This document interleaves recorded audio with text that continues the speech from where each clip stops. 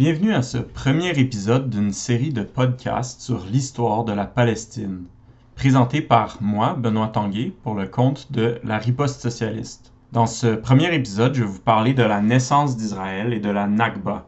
Cet épisode est enregistré alors qu'Israël mène une guerre génocidaire contre la bande de Gaza. On peut presque parler d'une deuxième Nakba. Devant l'horreur de la situation, il faut lutter. Et pour lutter, il faut être armé des idées correctes. Comme communiste, on sait qu'on ne peut comprendre une situation sans la comprendre comme faisant partie d'un processus, sans la placer dans son contexte historique. Et ce contexte historique, c'est l'oppression des Palestiniens depuis plus de 75 ans. Alors pour comprendre comment tout ça commence, il faut revenir au milieu du 19e siècle avec l'émergence du sionisme. Et donc, il y en aurait beaucoup à dire sur le sionisme, mais on peut commencer avec deux éléments importants. De un, le phénomène de l'antisémitisme, qui était particulièrement fort en Europe et surtout en Europe de l'Est. Notamment, on voit une vague de pogroms particulièrement grave en 1881 dans l'Empire russe. De deux, comme autre élément de contexte important, on a la montée du nationalisme, de la conscience nationale chez tout plein de peuples d'Europe, écrasés par les empires austro-hongrois, russes, ottomans. Et donc, il y a des intellectuels juifs européens qui vont débattre de l'identité juive. Est-ce que les Juifs forment une nation? Et comment est-ce qu'on peut mettre une fin à cette oppression des Juifs? Et donc, chez la majorité des Juifs de gauche, proches des mouvements ouvriers, la solution va passer par l'assimilation à leur pays de naissance et par la lutte unie du prolétariat, par la lutte pour le socialisme. Et donc, c'est ce qu'on va voir chez Marx, par exemple, ou chez Martov, le fameux menchevique, ou chez Trotsky, Luxembourg et d'autres marxistes comme ça. Mais il y a aussi des penseurs qui vont défendre l'idée que les Juifs ne pourront jamais s'assimiler. Les penseurs nationaux juifs, sionistes ou non, par exemple, il va y avoir Heinrich Gratz, qui vont créer une histoire du peuple juif, souvent, et il faut le dire de façon complètement mystique, en traitant les textes religieux comme des livres d'histoire. Et ils vont présenter les Juifs comme un peuple unique, vieux de plusieurs millénaires. Et il faut dire, il y a énormément de racialisme qui va s'insérer là-dedans. Faut le dire, c'est l'époque des interprétations vulgaires du darwinisme, des penseurs eugénistes, de la soi-disant théorie des races, de la phrénologie, etc. Moses Hess, par exemple, qui avait été un collaborateur de Karl Marx, va avoir recours à un matérialisme vraiment vulgaire. Il va expliquer que ce serait idéaliste de présenter la religion et la culture comme étant ce qui unit les Juifs. Il va dire que les Juifs sont une race commune, dispersée sur plusieurs continents. Il va présenter des caractéristiques physiques comme étant ce qui unit les Juifs. Bon, on voit le caractère réactionnaire de cette idée. Cette idée de peuple-race va correspondre aux besoins des nationalistes juifs qui vont essayer de créer une unité qui va dépasser le cadre de la religion. Parce que beaucoup de juifs sont laïcs et donc ils ont besoin d'avoir cette base non religieuse. À son crédit, l'idée que les juifs seraient une race va être rejetée par Theodor Herzl, qui est considéré comme le père du mouvement sioniste, mais elle va être tout de même répandue au sein du mouvement sioniste et défendue par des sionistes importants comme Arthur Rupin, qui est peut-être le deuxième plus important organisateur des débuts du sionisme. Rupin va même aller visiter le scientifique eugéniste le plus important d'Allemagne nazie au début du règne d'Hitler. Jabotinsky aussi, qui est le leader de l'aile droite du sionisme, qui s'appelle le révisionnisme, va aussi fameusement adhérer aux thèses racialistes. Mais bref, la conclusion est que la conclusion du sionisme, c'est que les Juifs ne pourront jamais s'assimiler, ne pourront jamais être acceptés par aucune société, et voire même, dans certains cas, il y en a qui affirment qu'ils ne devraient pas s'assimiler pour préserver une soi-disant pureté raciale, pureté sanguine.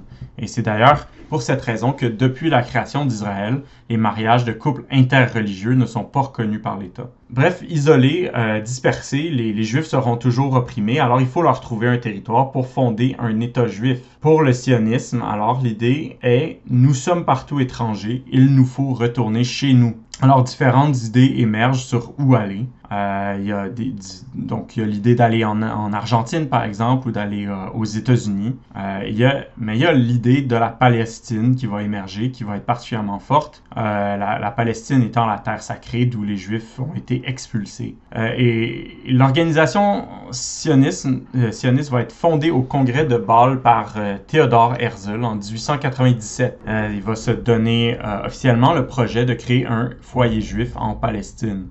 Le problème du fait qu'il y ait une population qui habitait déjà là, les Palestiniens, n'était pas vraiment pris en compte. On se préoccupait surtout alors de convaincre les autorités de Palestine. Et à l'époque, la Palestine, c'est une province de l'Empire ottoman. Et donc, Herzl va aller voir le sultan de l'Empire ottoman pour essayer de le convaincre de lui vendre la Palestine. Mais le sultan va refuser et Herzl va alors plutôt essayer de convaincre les gouvernements impérialistes d'Europe que son projet est à leur avantage. Il était habile politiquement et avait compris qu'il devait pas faire... il avait compris qu'il devait faire entrer le projet sioniste dans les plans des impérialistes. Il devait jouer sur leurs préjugés et leurs faiblesses pour le mener à bien. Il va même délibérément courtiser des antisémites notoires, comme le ministre des Finances du tsar de Russie, Witte. Pour vous donner une idée de la mentalité de Witte, cet antisémite, il va lui répondre qu'il veut bien encourager les Juifs de Russie à émigrer vers la Palestine, par exemple en leur donnant des coups de pied. Et Herzl va donc écrire dans son livre L'État juif. Pour l'Europe, nous constituerons là-bas un morceau de rempart contre l'Asie. Nous serions la sentinelle avancée de la civilisation contre la barbarie. Nous demeurerions comme un État neutre, en rapport constant avec toute l'Europe, qui devrait garantir notre existence. Et c'était extrêmement clairvoyant, comme c'est effectivement essentiellement le rôle que joue Israël aujourd'hui, c'est-à-dire le rôle d'avant-poste des impérialistes occidentaux au Moyen-Orient. La façon raciste dont ils présentent les choses, comme un rempart de la civilisation contre la barbarie en Asie. Voilà, cette façon raciste dont ils présentent les choses, ça reflète bien la mentalité des impérialistes encore aujourd'hui. Si on revient au début du 20e siècle, donc au début du sionisme, ça reste un mouvement très marginal. L'immigration des Juifs d'Europe vers la Palestine est alors très minoritaire. Ils partent plutôt vers les Amériques. En Palestine, l'organisation sioniste aide les Juifs à immigrer. Pour y arriver, elle va créer le Fonds national juif en 1901 pour collecter des dons auprès de Juifs bourgeois pour aider à l'immigration de Juifs en Palestine. Le Fonds national juif va acheter des terres et il va acheter des terres auprès de grands propriétaires terriens. Souvent, c'est donc des propriétaires arabes qui étaient absents et qui vivaient à Beyrouth, à Damas ou au Caire. Et donc, ils sont bien contents de vendre à gros prix leurs terres au Fonds national juif, ne voyant pas vraiment ça va être quoi la conséquence de leurs actions. Et donc, ces terres-là servent à loger et faire travailler des Juifs pour le projet sioniste. La propagande sioniste la plus crasse va présenter les choses comme s'il n'y avait personne en Palestine avant l'arrivée des sionistes, sauf peut-être quelques paysans arriérés. Il y a une expression sioniste qui dit qu'Israël était une terre sans peuple pour un peuple sans terre. Mais c'est une fiction complète. En réalité, il y avait différents peuples et différentes religions qui cohabitaient pacifiquement en Palestine. Il y avait une majorité musulmane avec une minorité chrétienne et avec une encore plus petite minorité juive. Et il y avait les débuts d'un développement capitaliste, une petite classe ouvrière qui en était à ses débuts. La propagande sioniste, plus sophistiquée, elle, va présenter les choses comme si la conscience nationale palestinienne était illégitime, parce que ça serait seulement une réaction au sionisme. Ça aussi, c'est incorrect. Premièrement, on a vu plein de fois dans l'histoire des consciences nationales émerger en réaction à l'oppression, qu'on pense aux Irlandais, aux Québécois, aux Catalans, etc. Ça les rend pas moins légitimes. Et c'est particulièrement hypocrite venant de sionistes, alors que c'est l'oppression des Juifs qui a mené à la naissance du sionisme. Mais en plus, c'est pas bien basé dans les faits de dire, c'est pas tout à fait juste de dire que la conscience nationale palestinienne est seulement une réaction au sionisme. En fait, il y avait les débuts d'une certaine réflexion nationale en Palestine avant que le sionisme s'installe vraiment. Au début du 20e siècle, la bourgeoisie naissante arabe, les intellectuels arabes, étaient sous l'influence d'idées modernes. La petite bourgeoisie envoyait par exemple ses enfants étudier en Occident ou dans les universités occidentales à Beyrouth et ailleurs, où elle était influencée par les idées du nationalisme. Elle avait aussi vu la révolution des jeunes Turcs de l'Empire ottoman en 1908, donc elle avait vu la montée du nationalisme turc. Différentes consciences nationales et volontés de lutte anticoloniale étaient donc en développement à travers le monde arabe, y compris en Palestine. Et il y avait des débats sur quelle forme ça devait prendre. Est-ce qu'il fallait constituer un pays de la Palestine? Est-ce qu'il fallait devenir indépendant? Est-ce que le nouveau pays indépendant à créer devrait plutôt être une grande Syrie? Donc il y avait différents débats comme ça. Et là-dedans sont venus jouer les impérialistes anglais et français. Les impérialistes anglais et français veulent démanteler l'Empire ottoman, qui est surnommé l'homme malade de l'Europe. Et ils vont donc soutenir différents aventuriers, différents guerriers, aristocrates arabes ambitieux dans leur lutte contre l'Empire ottoman, comme par exemple les Saouds, qui vont former l'Arabie saoudite, ou le clan hachémite, qui va ensuite former la Transjordanie et l'Irak. Donc, dans le début des années 1910-1920, la conscience nationale des différents peuples qui émergent à travers le Moyen-Orient n'est que du petit change pour les puissances impérialistes qui en appuient une ou l'autre selon leurs intérêts. Et c'est la même chose qu'ils font avec le sionisme. Et donc, ça a juste à donner que le sionisme convenait plus aux intérêts des Britanniques que la conscience palestinienne. Et c'est justement la Première Guerre mondiale qui va venir donner une grosse poussée au sionisme. La Première Guerre mondiale étant une guerre entre les puissances impérialistes pour le partage du monde et des marchés. En 1916, l'Angleterre avait promis au shérif de la Mecque, Hussein Ben Ali, la création d'un grand État arabe indépendant s'il menait une révolte des Arabes contre l'Empire ottoman, ce qu'il va faire. Mais en secret, pendant ce temps-là, la France et la Grande-Bretagne vont négocier entre eux comment ils vont se partager l'Empire ottoman et ils ne tiennent pas compte de Hussein et de la promesse qui lui avait été faite. Ils vont formaliser cet accord en secret dans l'accord de Sykes-Picot en 1916. L'Angleterre va obtenir la Palestine, qu'elle va commencer à occuper à partir de 1917. Mais notre révolutionnaire préféré, Trotsky, lors des négociations de Brest-Litovsk, va divulguer les documents de la diplomatie secrète européenne, et notamment cet accord de Sykes-Picot. Ça va donc révéler la trahison des Arabes par les Anglais. De plus, les Anglais en étaient venus à considérer le sionisme comme à leur avantage, pour différentes raisons, notamment pour pousser les masses juives de Russie à soutenir l'effort de guerre et à s'opposer aux bolcheviks, et pour pousser celles d'Allemagne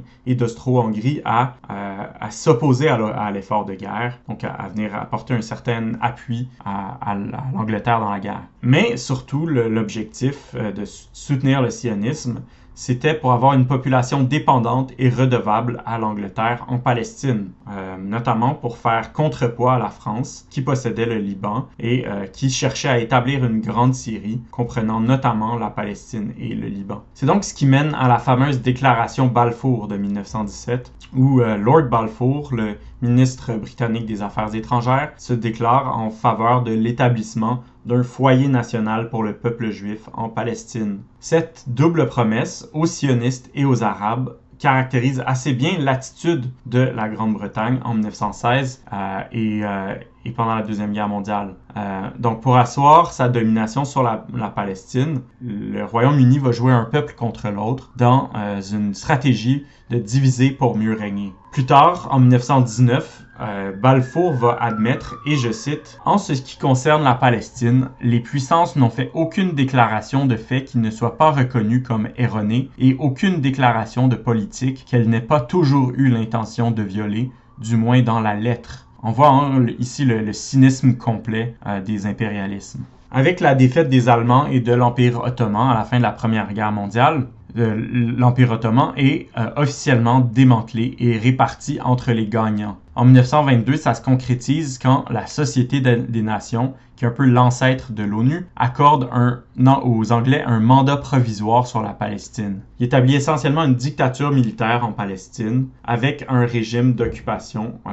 C'est un régime d'occupation militaire. Ce régime-là ne va s'appliquer qu'aux Palestiniens, Pendant ce temps-là, les Juifs sionistes, eux, vont se voir accorder par les Anglais le droit de former une espèce de semi-État qui va s'appeler le Yishuv, avec des élections, son propre système d'éducation, etc. Même le droit de former des milices. Les Juifs sionistes vont alors vivre en autarcie, refusant de commercer avec les Palestiniens, utilisant leur propre banque, leur propre commerce, etc. Ici, il faut que je mentionne le rôle absolument réactionnaire que va jouer le syndicat juif, le Histadrut. Mais pour expliquer, je vais faire une petite parenthèse sur le phénomène du sionisme travailliste, l'aile soi-disant de gauche du sionisme. Donc, le père du sionisme travailliste, se nommait Ber Borokov, était un prétendu marxiste russe. Il va développer une théorie pseudo-marxiste de la pyramide des classes inversées. Il affirmait que le peuple juif avait ceci de caractéristique qu'il avait une pyramide de classes inversée, c'est-à-dire que, contrairement aux autres peuples, les juifs étaient majoritairement composés de gens des classes supérieures, alors qu'il y avait très peu de paysans et de prolétaires juifs. Par conséquent, la lutte de classe ne pouvait pas se dérouler chez les Juifs. Et c'était parce que les Juifs n'étaient pas réunis comme nation sur un territoire. Il fallait donc créer un État juif dans lequel constituer un prolétariat et une paysannerie juive où pourrait ensuite se dérouler la lutte des classes et former le socialisme. Évidemment, c'est une théorie franchement ridicule, surtout quand on considère l'importance disproportionnée qu'ont joué historiquement les Juifs non sionistes dans les mouvements ouvriers, comme l'importance des Juifs à la tête du mouvement communiste. Mais le sionisme travailliste tout de même a eu énormément d'influence, particulièrement dans les débuts d'Israël. Et il a servi de couverture de gauche au sionisme, qui est en réalité un mouvement réactionnaire bourgeois. Le fondateur d'Israël, même Ben Gourion, était un sioniste travailliste. Donc, pour revenir à la Histadrut, elle avait été formée par les sionistes travaillistes en 1920. Et c'était un syndicat qui avait essentiellement un but sioniste. Donc un syndicat qui visait à soutenir le sionisme et non vraiment à défendre les travailleurs. Du sionisme voilé sous des apparences travaillistes. Histadrut avait surtout comme objectif de faire pression sur les employeurs pour qu'ils boycottent les travailleurs arabes et qui embauchent plutôt des travailleurs juifs. Donc, ils jouent un rôle de briseur de grève contre les travailleurs arabes, dans l'optique de créer une classe ouvrière juive en Palestine. Et Histadrut refusait de syndiquer les travailleurs palestiniens, les travailleurs arabes, rapidement, il est devenu beaucoup plus qu'un syndicat, jouant un rôle important dans la formation, dans la création du nouvel État d'Israël. Histadrut va acheter des entreprises et des terres, encore une fois pour y embaucher des travailleurs et des paysans juifs. Et c'est ça, il va jouer un rôle crucial dans la colonisation et la formation d'Israël. Et il y aura 1001 liens qui vont se former entre l'État et le syndicat. Il va devenir à un moment donné le deuxième plus gros employeur au pays, représentant à son pic plus d'un tiers du PIB d'Israël. Et Histadrut va permettre à la gauche israélienne de donner son appui au sionisme et aux politiques impérialistes et chauvines de l'État, sous prétexte qu'Israël serait un supposé État socialiste. Mais en réalité, Histadrut a joué un rôle vraiment réactionnaire historiquement. Dans les années 1920-1930, la seule organisation à combattre le chauvinisme des sionistes au sein des organisations sionistes, c'était le Parti communiste de Palestine. Donc c'est la seule organisation qui regroupait des membres arabes et juifs et qui soutenait et qui poussait à unir les travailleurs au-delà des barrières nationales, qui poussait notamment le Histadrut à réunir des travailleurs des deux côtés, disons, de la division nationale. Et c'est sous la pression du Parti communiste de Palestine que le Histadrut a fini par accepter de fédérer en son sein aussi des syndicats arabes, mais toujours dans des syndicats séparés. Le Parti communiste de Palestine a une histoire intéressante sur laquelle je ne vais pas trop m'attarder. Juste faire une petite parenthèse là-dessus. Il suffira de dire qu'il était dans une mauvaise posture dès ses débuts, parce qu'il avait été formé par des Juifs immigrés en Palestine au début des années 20, à partir d'une scission du mouvement sioniste travailliste. Ce qui faisait qu'il avait une position un peu ambiguë par rapport au sionisme. Étant donné qu'il était largement composé de Juifs immigrés, ses meilleurs éléments, donc les plus anti-sionistes, en venaient souvent à la conclusion que pour rejeter le sionisme, il devait quitter la Palestine. Et le parti a éventuellement adopté une politique d'arabisation pour essayer de briser les barrières nationales il a mené des politiques intéressantes, comme je disais, pour essayer d'établir des liens entre les travailleurs juifs et arabes, pour essayer de briser la barrière nationale. Mais il n'a jamais vraiment réussi. Notamment, il a été... les politiques de l'internationale communiste dominées par Staline lui ont nui. L'internationale communiste qui faisait des zigzags entre opportunisme et ultra-gauchisme, notamment dans son attitude envers les révolutions coloniales. Et ça va se voir pendant le soulèvement de 1936-1939. Et donc, le soulèvement de 1936-1939, à ce moment-là, les Palestiniens se soulèvent en masse contre les autorités coloniales dans une lutte à la fois contre l'Empire britannique et contre les sionistes qui commencent vraiment à devenir une menace, qui ont l'immigration sioniste ayant très augmenté dans les années 30. Et donc, il y a une grève générale en 1936 qui devient ensuite un soulèvement paysan contre les grands propriétaires en 1937. Les élites palestiniennes vont répondre au mouvement de masse en créant un haut comité arabe pour diriger le mouvement. Mais ce leadership-là va être complètement inadéquat. Les élites palestiniennes étant dominées par les féodaux, les autorités cléricales, et la rivalité clanique entre le clan Hussein et le clan Nashashibi va dominer la lutte au sein du leadership et va orienter un peu les politiques de ce leadership du Haut Comité arabe. Par exemple, donc le Haut Comité arabe va jouer un très mauvais rôle. Il va mettre fin à la grève générale en octobre 1936 sous la pression des monarchies arabes qui étaient à la botte des Anglais. Donc un move de compromis pour apaiser les Anglais, ce qui va vraiment donner un coup dur à la lutte. Par la suite, les Nashashibi vont rapidement se plier aux Anglais, vont quitter le Haut Comité arabe et vont même essayer d'éteindre la rébellion en 1937. Là-dedans, le Parti communiste de Palestine va être déchiré. À l'époque, l'internationale communiste stalinisée avait adopté le tournant opportuniste des fronts populaires, ces alliances avec la bourgeoisie soi-disant progressiste pour essayer de bloquer le fascisme en Europe. Et dans les pays coloniaux, comme en Palestine, ce front populaire va prendre la forme d'une politique opportuniste où toute ligne de classe est abandonnée dans la lutte nationale contre les impérialistes britanniques. Avec raison, le Parti communiste de Palestine va soutenir la rébellion, évidemment, mais il va abandonner essentiellement les revendications de classe et être incapable de lier la lutte nationale à la lutte pour le socialisme. Il va vraiment suivre la direction nationaliste arabe. Et donc, auprès des travailleurs juifs, qui représentaient pourtant la majorité de ses membres et de son leadership, sa propagande va consister à essayer de les pousser à rejoindre le soulèvement arabe, simplement en leur disant qu'autrement, ils se font complices de l'impérialisme. Et cette politique ne va convaincre personne et va être un échec. Et de l'autre côté, le Parti communiste de Palestine va suivre de façon opportuniste le mouvement de libération nationale, c'est-à-dire en étant en pratique à la traîne de la direction arabe bourgeoise, petite bourgeoise, voire féodale cléricale.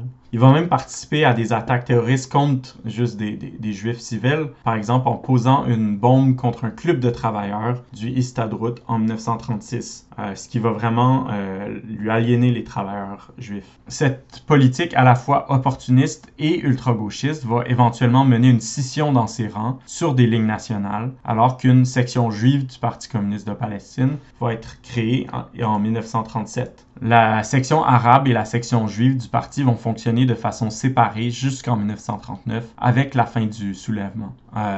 Donc les Anglais vont violemment réprimer le mouvement de 1936-1939. Notamment, ils vont armer les milices sionistes qui vont les aider à réprimer la rébellion par la force. Ces milices vont garder ces armes et cette expérience militaire qui vont leur servir plus tard pour attaquer les Palestiniens au long des années 40 et finalement en 47-48. Les Anglais vont aussi arrêter les dirigeants palestiniens qui vont envoyer en exil ailleurs dans le monde jusqu'aux îles Seychelles. Ça va avoir un effet important parce que ça va essentiellement décapiter le nationalisme palestinien émergent et ça va créer un vide de leadership qui prendra du temps à remplir de nouveau. L'impérialisme britannique va continuer à soutenir les sionistes contre les Palestiniens jusqu'à la Deuxième Guerre mondiale. Mais avec la Deuxième Guerre mondiale, en pleine guerre avec l'Allemagne nazie, les Anglais ne peuvent se permettre que le Moyen-Orient et les musulmans d'Inde se soulèvent. Alors, il est prêt à faire des compromis. De plus, les Juifs de Palestine commençaient à être une épine dans le pied des Anglais. Les Anglais avaient soutenu le sionisme pour asseoir leur contrôle sur la Palestine, mais l'immigration juive, encouragée à la fois par l'Angleterre et par la vague d'antisémitisme en Europe, va prendre du poids dans la population. Alors qu'ils étaient 11% de la population, les Juifs en Palestine en 1922, en 1943, ils étaient rendus 31,5% de la population de Palestine. L'organisation sioniste avait officiellement promis de ne jamais former un État juif en Palestine. Mais en pratique, le Yishuv agissait de plus en plus comme un État indépendant et se sentait de plus en plus puissant, était de plus en plus prêt à s'opposer aux Britanniques. En privé, les sionistes n'avaient aucunement l'intention d'abandonner à jamais leur plan de faire un État national juif. Ça n'avait jamais été leur intention. Et c'est notamment ce que dénonçait Zeev Jabotinsky, le fondateur du Parti révisionniste. Son argument, c'était que il fallait que les sionistes libéraux ou travaillistes cessent leur hypocrisie. Zeev Jabotinsky disait qu'il fallait la création au plus vite d'un État national juif par la force si nécessaire. Et donc, en 1939, les Britanniques, devant l'importance qu'ils voyaient de faire des compromis avec les Palestiniens pour obtenir l'appui des populations arabes et musulmanes, et de l'autre, devant la montée, le danger d'indépendance des sionistes, les Britanniques vont adopter le Livre blanc, qui promet des concessions aux Palestiniens, ainsi qu'une réduction de l'immigration juive en Palestine. Et donc, ils adoptent cette politique alors même que les Juifs européens sont en train de fuir l'Holocauste pendant la Deuxième Guerre mondiale. C'est là que les Anglais décident de bloquer l'immigration juive. Et donc, cette politique, combinée aux horreurs du nazisme, va venir galvaniser les sionistes et va les convaincre d'entrer en lutte contre les Britanniques.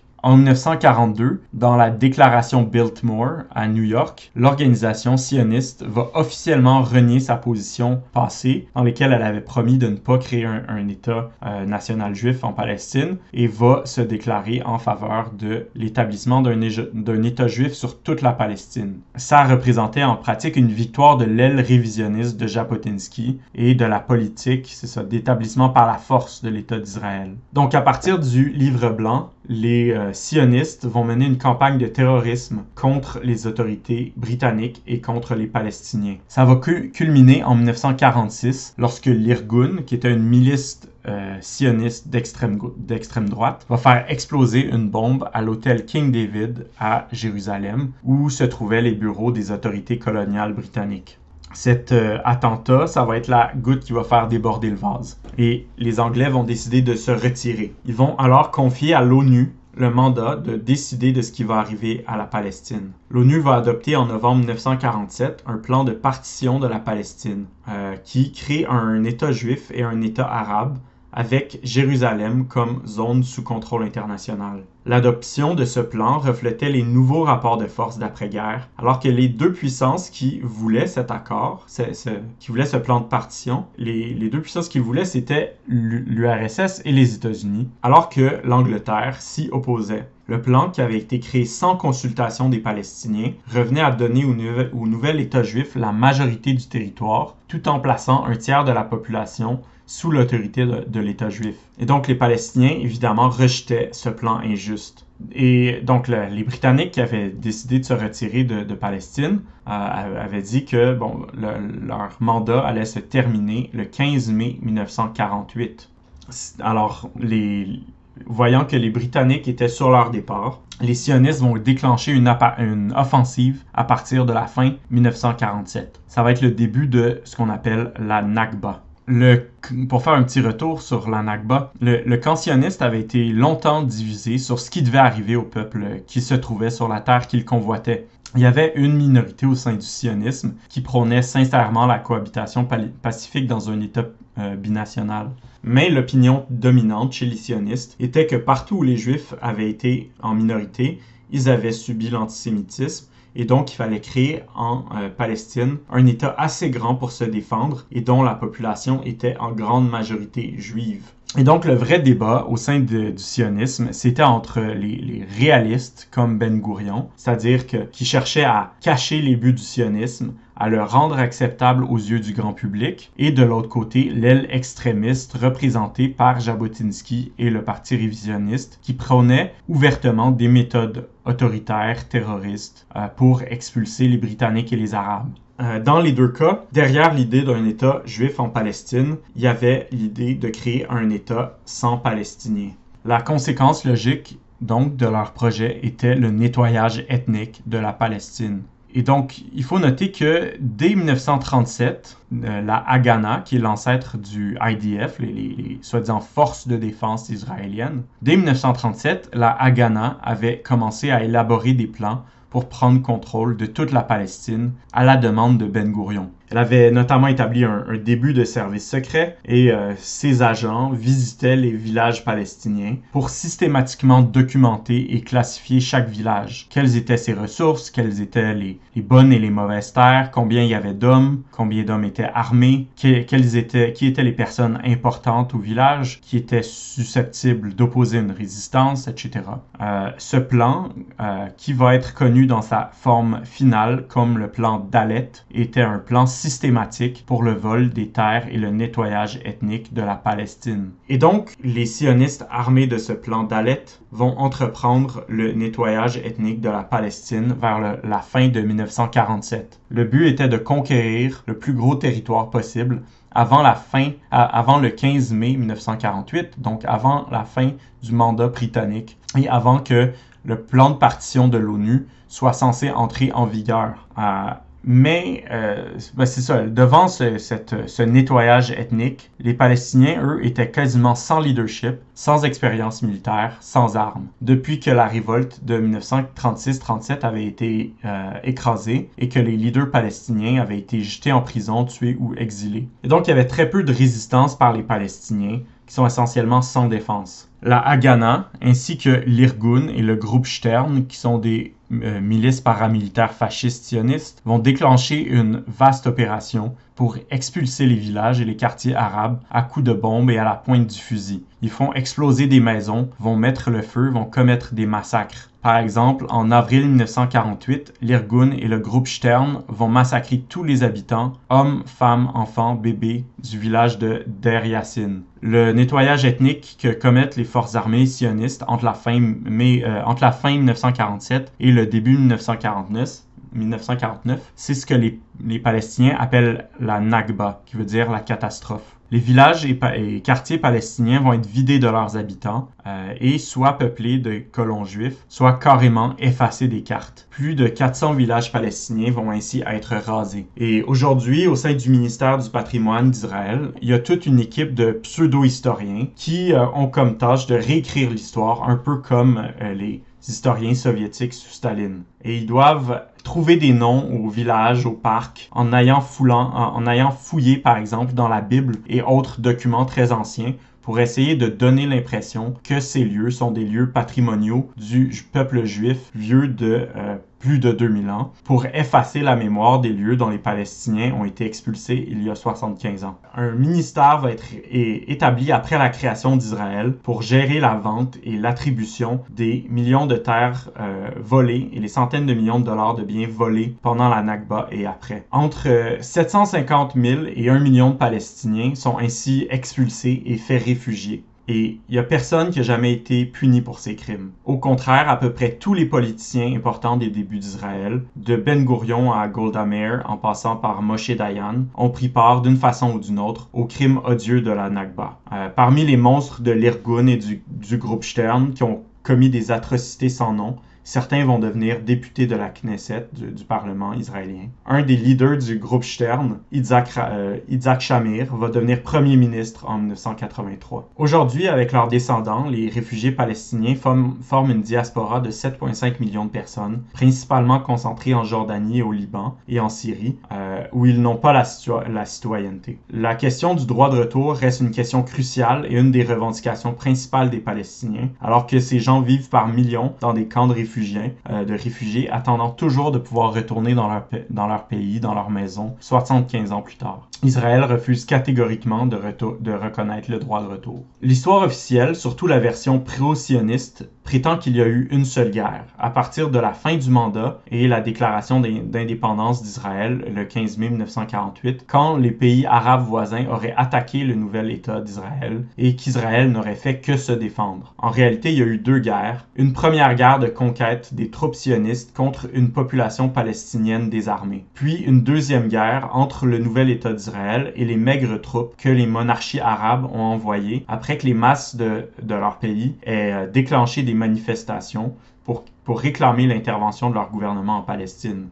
En pratique, il y a seulement essentiellement l'Égypte et et dans une moindre mesure la Jordanie qui avaient la capacité d'opposer une certaine résistance. Israël va remporter la guerre haut la main, étant beaucoup mieux équipé et entraîné que les armées arabes. Un autre point à noter, c'est le rôle terrible, honteux de l'URSS et de Staline. L'URSS avait donné plein d'armes aux forces sionistes. Oui, vous avez bien entendu, c'est l'URSS qui a armé les sionistes qui ont commis la Nakba. Staline avait toujours abordé la politique étrangère en dilettante et d'un point de vue nationaliste. Il n'avait pas compris le changement dans les rapports de force à l'international et s'imaginait que la puissance dominante était encore le Royaume-Uni au sortir de la Deuxième Guerre mondiale. Il voyait donc le soutien aux sionistes en rébellion contre le Royaume-Uni comme une politique soi-disant anticoloniale pour affaiblir les Anglais, une politique anti-impérialiste. Il s'imaginait aussi pouvoir faire d'Israël son point d'appui au Moyen-Orient. Il était probablement aussi faisait des illusions sur le sionisme travailliste. Évidemment, il comprend pas qu'Israël n'était pas du tout un projet socialiste, un projet progressiste, mais complètement un projet impérialiste, un projet bourgeois, et que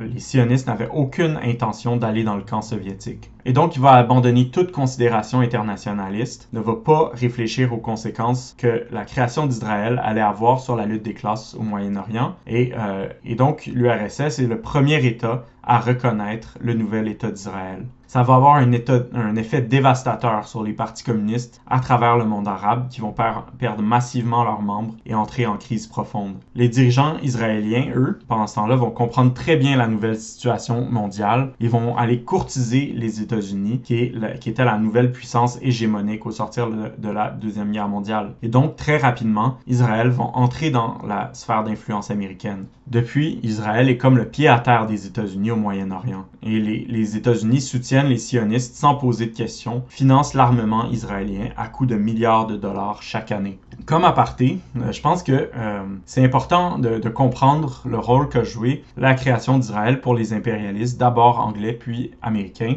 Quel rôle ils jouent encore aujourd'hui. Il y a beaucoup de groupes d'universitaires de gauche qui défendent l'idée qu'Israël serait du colonialisme de peuplement.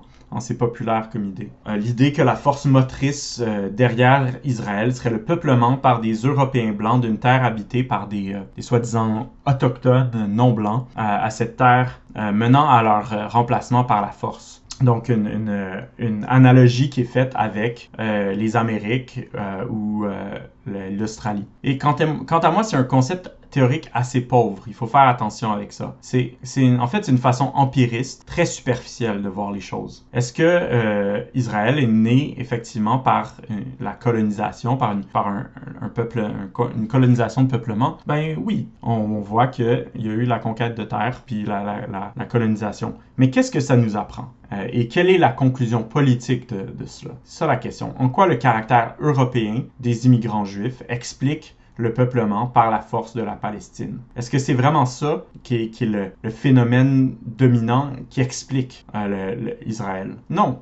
Le colonialisme de peuplement n'explique pas les facteurs matériels qui ont permis la colonisation de la Palestine. Et de plus, Derrière cette théorie, il y a de forts sous-entendus racialistes ou essentialistes, comme quoi ce serait le propre des Européens ou des Blancs de conquérir et de piller. Le fait que cet essentialisme soit au service de la lutte contre l'oppression ne le rend pas plus progressiste ou scientifique ou juste. En fait, c'est beaucoup plus précis et utile de parler d'Israël comme d'un phénomène impérialiste. À l'époque impérialiste, les grandes puissances dominées par des monopoles sont constamment à la recherche de nouveaux marchés, de nouvelles ressources naturelles, de nouvelles destinations pour leurs investissements. La lutte pour ces intérêts est la force motrice derrière les luttes entre les grandes puissances. Les intérêts géostratégiques des pays découlent de façon indirecte et parfois directe de cette lutte et de ces intérêts économiques. Dans le cas d'Israël, c'est les desseins impérialistes de contrôle du Moyen-Orient par la première puissance mondiale au début du 20e siècle, c'est-à-dire le Royaume-Uni, puis par la puissance hégémonique qui l'a remplacé, c'est-à-dire les États-Unis, qui explique la création d'Israël, notamment l'importance des sources de pétrole dans la région, mais aussi en raison de la proximité d'Israël avec le canal de Suez, qui contrôle une partie très importante du commerce mondial. Et plus tard, le Moyen-Orient représentera un emplacement important pour les États-Unis sur le plan géostratégique en raison de sa proximité géographique avec l'URSS, son rival dans la guerre froide. L'impérialisme anglais a soutenu le sionisme à l'origine pour avoir une population armée, lui étant redevable au sein de sa colonie en Palestine et pour faire contrepoids au leadership arabe naissant dans la région. Et aussi pour contrebalancer, comme j'expliquais, la présence des impérialistes français au Liban et en Syrie. Quand c'est les États-Unis qui sont devenus les parrains des sionistes après la Deuxième Guerre mondiale, ils l'ont fait d'abord pour contrebalancer le contrôle des Français et des Anglais au Moyen-Orient. Et avec la guerre froide, alors qu'une partie des régimes arabes s'orientait vers l'URSS pour avoir un pays complètement à sa solde, pour lui servir de base d'opération, dans lequel installer des bases militaires et des nids d'espions. Israël représente un très important allié des États-Unis, donc sur le plan militaire et des renseignements, qui espionnent pour lui à travers toute la région. Alors que les États-Unis ont de très importants investissements pétroliers à travers toute la région, et Israël représente un avant-poste qui peut attaquer tout régime arabe qui deviendrait une menace pour ses intérêts impérialistes. En fait, sans l'appui du Royaume-Uni d'abord et ensuite des États-Unis, l'État sioniste tel qu'il est n'existerait pas. Le colonialisme de peuplement n'a vraiment rien à y voir en fait comme force motrice matérielle. C'est parce qu'il joue un rôle aussi important pour les intérêts impérialistes des États-Unis que ceux-ci sont prêts à fermer les yeux sur tous les pires crimes des sionistes. Donc c'est l'impérialisme qui explique Israël et pas le concept bancal de colonialisme de peuplement. Maintenant que j'ai fait cet aparté, revenons à la guerre de 1948. L'autre facteur de la victoire sioniste, c'est la monarchie des Hachémites. Le roi Hachémite Abdallah régnait sur la Jordanie, qui s'appelait la Transjordanie à l'époque, et il possédait la plus forte armée des Royaumes-Unis avec l'Égypte et convoitait la Palestine.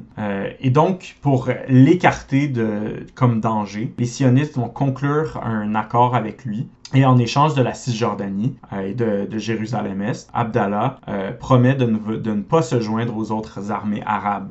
Et donc, comme ça, l'ennemi le plus redoutable d'Israël avait été écarté. Israël va donc réussir à conquérir 78% de la Palestine historique. La Cisjordanie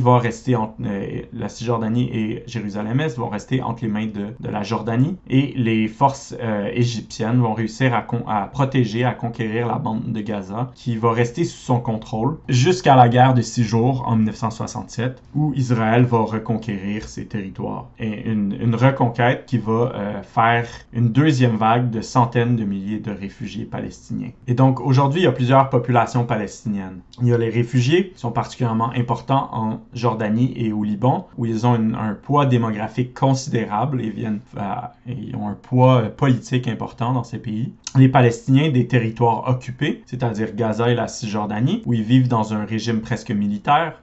Les Palestiniens israéliens ou israéliens arabes, c'est-à-dire les descendants des Palestiniens qu'Israël n'a pas réussi à expulser en 1948. Ils vont vivre en Israël, mais sous un régime militaire jusqu'en 1967. Depuis, ils ont la citoyenneté israélienne, mais sont traités comme des citoyens de seconde zone. La loi adoptée en 2018, la loi Israël, État-nation du peuple juif, va inscrire cette division raciale, linguistique et religieuse dans la Constitution. Et si la guerre a pris fin en 1948, le nettoyage ethnique de la Palestine, lui, n'a jamais cessé. Depuis, de nombreux villages et quartiers palestiniens ont été expulsés pour y installer des colons juifs. Le nettoyage ethnique en cours ces jours-ci, non seulement à Gaza, mais aussi en Cisjordanie, alors que des colons assassinent quotidiennement des Palestiniens de Cisjordanie avec la complicité de l'armée pour leur voler des terres. Ce nettoyage ethnique fait partie du même processus commencé il y a plus de 75 ans.